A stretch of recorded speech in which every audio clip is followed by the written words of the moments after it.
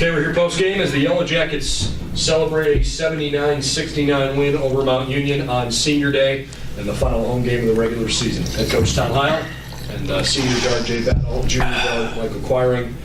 Coach, an emotional game when we started the opening comments.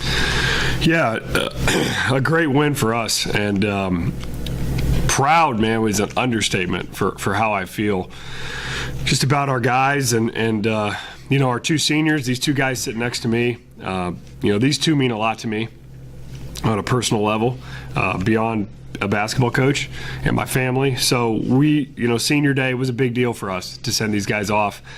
I felt that throughout our team. They're loved by their teammates, and I think that's a sign of great leadership. And I was really proud that we got it done. And there were some stretches where we didn't shoot it great. And the thing I was the most proud of, especially to the start of the second half, ball wasn't going in the hoop, but we continued to guard and defend. And we really, our defense continued to fuel us. And we weren't, just living and dying by the way that we shot the ball. I was really, really, really proud of that. And if we don't do that at the beginning of the second half, we don't win the game.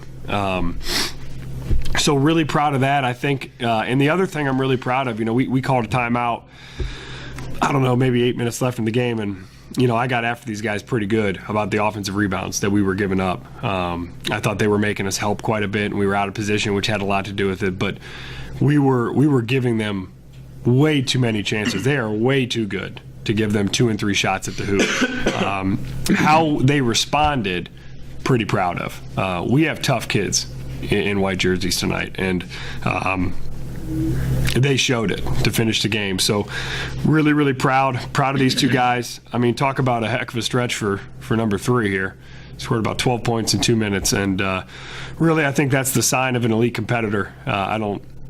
I saw an opening and made some plays when his number and it was his time, and that is, I think, why he's such an elite competitor. And honestly, we weren't surprised. So really, really proud of both these guys and proud of our seniors. Jay, potentially the last home game you play in your career, although you do probably well remember a couple years ago when the team was the 6th seed going into the tournament. You guys did have another home game, so you never really know. Right. But in case this is the last time we have a chance to talk with you and your last chance to reflect on playing at home, what is your time meant to you here playing? It's been a lot, man. So we were actually just out there talking to the crew and what it meant for us to just see my personal growth and grow with Coach Heil and grow with Q when he came in as a freshman. I was a sophomore. It was definitely the relationships that meant the most to me. Sorry, my voice is I'm going to speak up. The relationships meant a lot. And the work I put in, not just myself, but the team and coach and the after hours and the lifts and the running and the shots, that we pride ourselves on not being ran by results, And so we've been prideful of being proud of the process. Whether the result is a W or L, we know we competed. And so I think that's been our motto and our ID all year so far. And whether the ball's going in or not, I think I've been blessed and I've been super grateful to play with the guys I play with.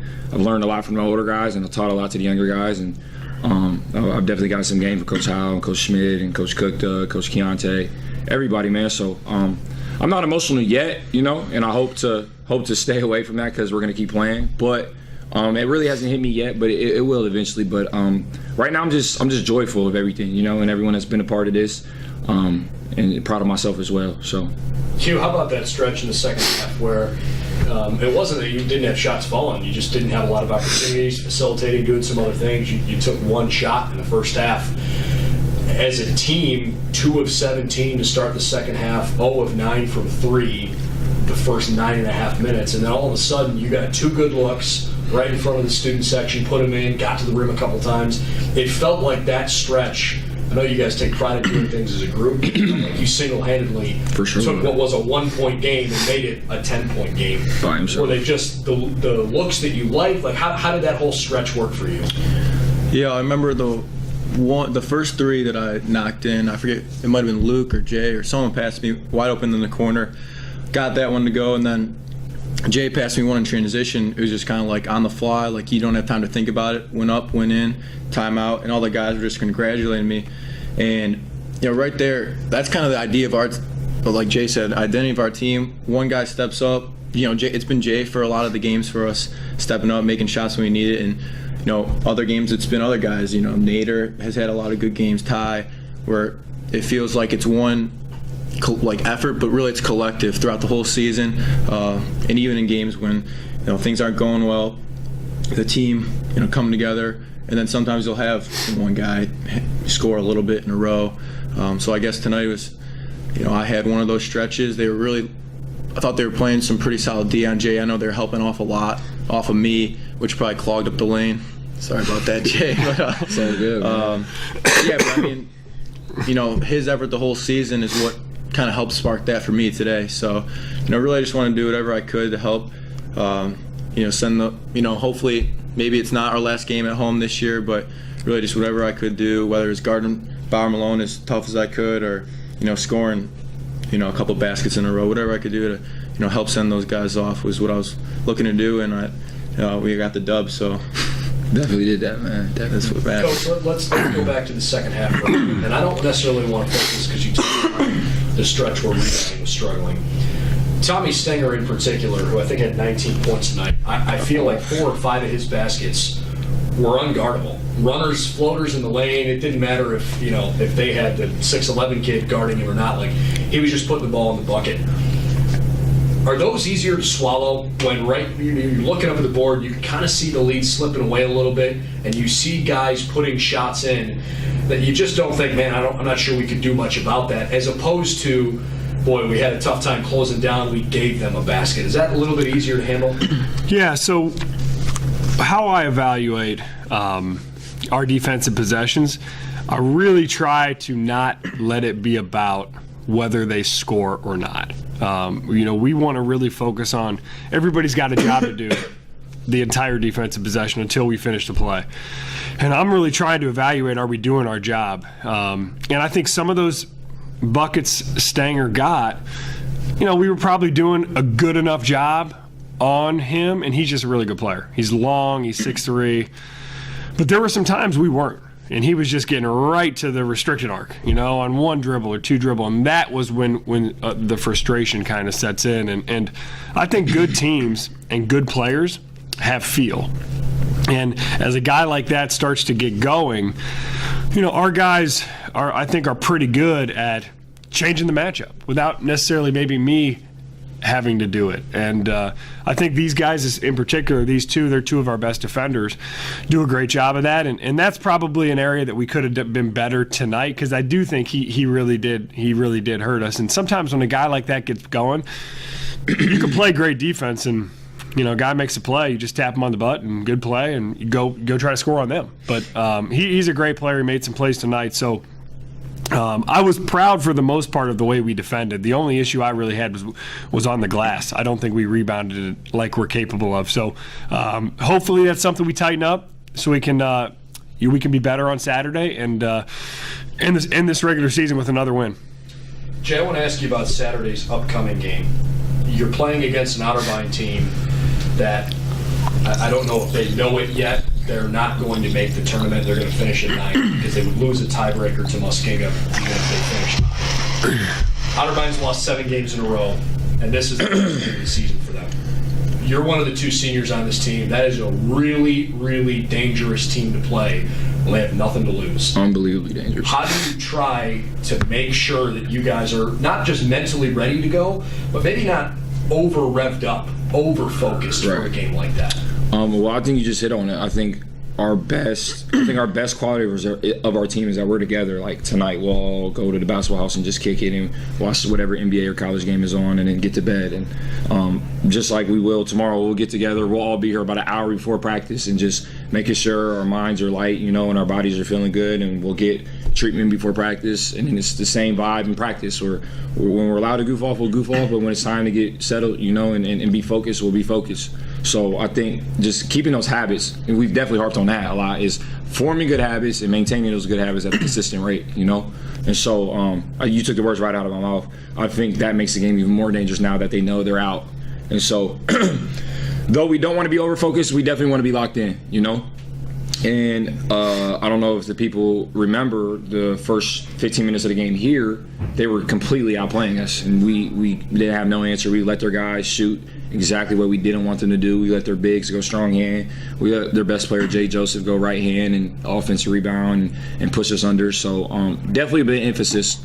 And we'll treat this game just as if we treat it with the magnitude of tonight. So we'll enjoy this, but tomorrow afternoon when we practice, we'll be focused on Otterbein. So leadership, I think, is how we'll do that. These guys are leaders, we'll be ready. Q, you started the season 4-4, and maybe not what you guys were used to, the way the team the last couple of years has had some really impressive stretches, some runs in the OAC tournament. And I don't know what you guys did to hit the reset button, but since that 4-4 start, you're 12-4. And there were a couple games on the road at Trine. You played Westminster, you played Bethany, and things started to turn the corner a little bit. But it seemed like it really clicked once you got the calendar flipped into the new year to start playing that second round of OAC games. Where has this team grown the most in terms of your maturity and your ability to handle a big moment? Where have you grown the most this year? Yeah, well, that start I think was kind of a testament of the schedule we played.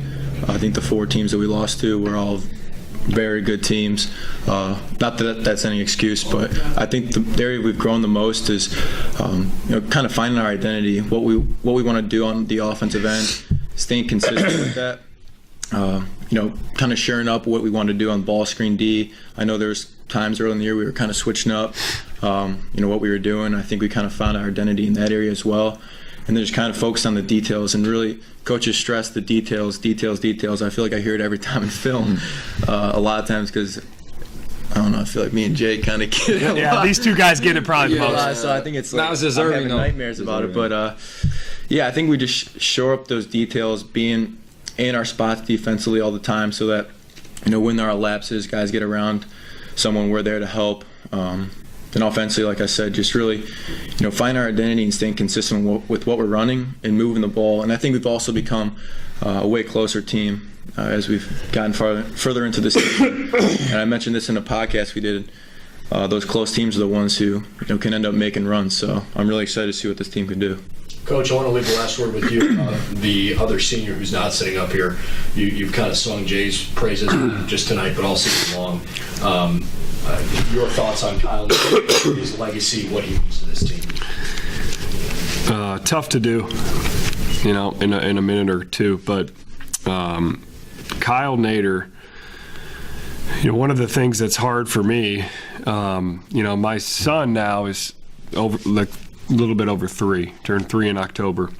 He loves basketball, and one of the hardest things for me, he's not going to remember watching Jay and Kyle play, most likely. He's 3. I don't know what you remember when you're 3. I don't remember anything when I was 3.